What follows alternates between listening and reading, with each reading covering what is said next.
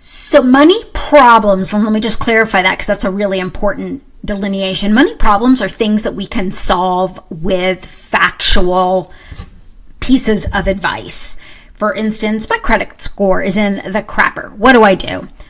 I am dealing with elder care and trying to save for retirement and putting my kids through college. How do I prioritize cash flow and savings in this juncture of my life? Money worries are things that are very guttural, and no matter how much practical financial advice is given to you, it does not eliminate the visceral, negative fear, anger, sadness that comes up from that. And I know that sounds really woo-woo, but it's what I've noticed is I meet people who sell a business and, they net $50 million and they're still worried about being poor and running out of money because there's something in their history that's driving that. So money worries is the qualitative piece, and it is highly influenced not only by your personal money history, but by societal influences. And that's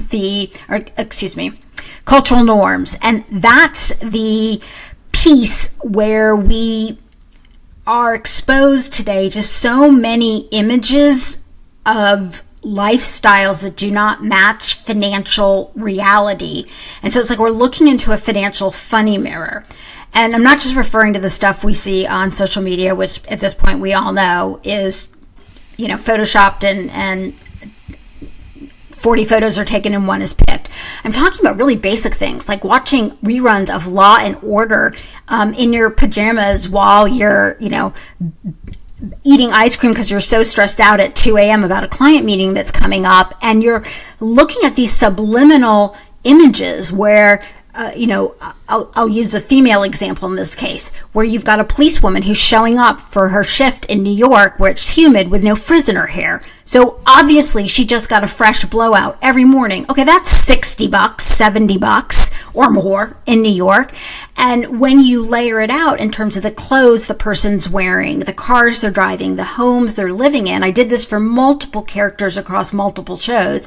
What I found is you would have to earn 30 to 50% more in order to live and groom like the images we're seeing of, quote, average people on TV.